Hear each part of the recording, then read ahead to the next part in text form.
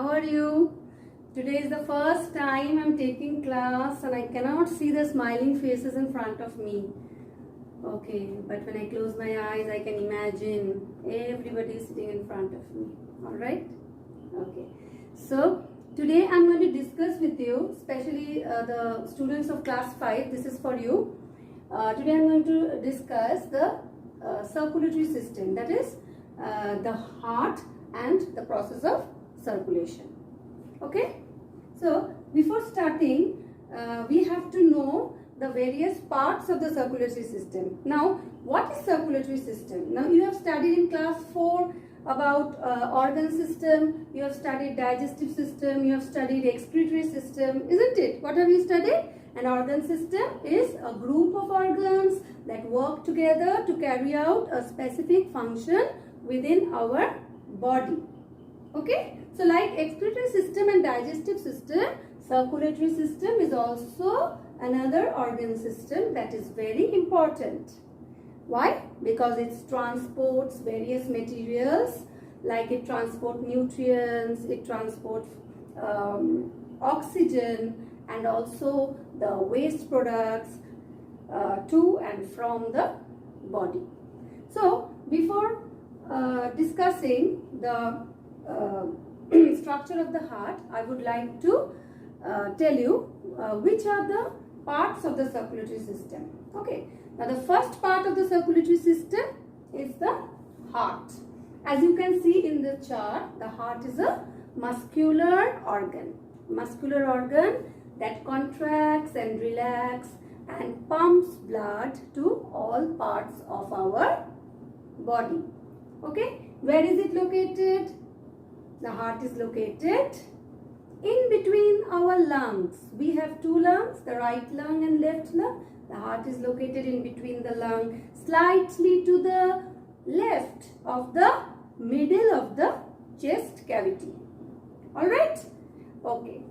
Now, it is a muscular organ and it pumps blood to all parts of our body. Now, the next part of the circulatory system is the blood. The blood, all of you know, it is a red color liquid substance that flows within our body and it transports nutrients, it transports oxygen and also removes the waste product from our body. And the other part, the blood vessels. The blood vessels means the arteries and the veins. They carry blood to all parts of our body. Okay? Now, I will come in details about the internal structure of the heart. Now, the human heart has got 4 chambers. The upper 2 chambers are the right atrium and the left atrium, and the lower 2 chambers are the right ventricle and the left ventricle. Now, there is a wall in the middle. Okay, there is a wall in the middle that separates the right side of the heart from the left side of the heart.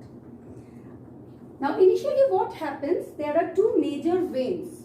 These are the superior vena cava and the inferior vena cava. Now, the superior vena cava, as you can see the color blue. Okay, the blue color indicates deoxygenated blood. That is the blood that has low oxygen. And the red color indicates oxygenated blood. That means the blood that has more oxygen. Now, the superior vena cava and the inferior vena cava, these 2 major veins, they bring blood to the right atrium, deoxygenated blood, that is the blood that is low in oxygen.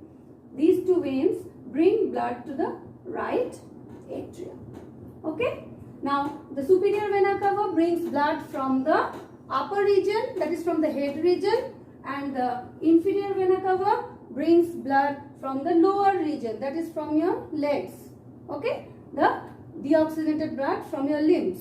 It brings to the which chamber? The right atrium. So, the right atrium receives deoxygenated blood from the body. Next, what happens? From the right atrium, the deoxygenated blood flows to the right ventricle. Alright? Right ventricle. Now, in between the right atrium and the right ventricle, there is a valve.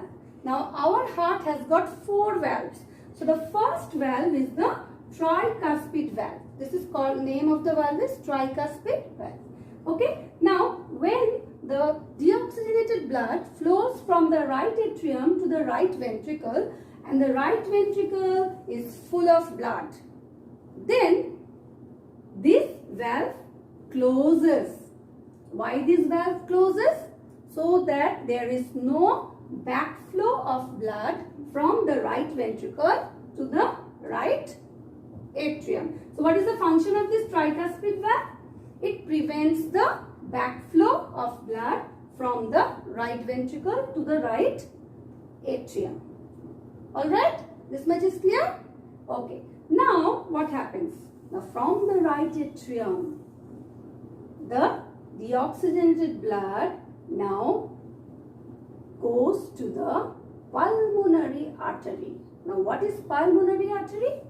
The word pulmonary means anything that is related to the lungs. When you relate anything to the lungs, we say pulmonary.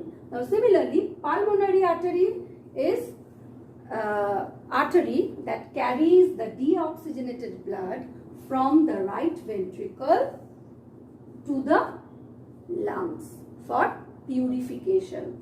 Now all of you know that in the lungs, when we breathe in air, our lung takes in oxygen and that oxygen goes to the blood.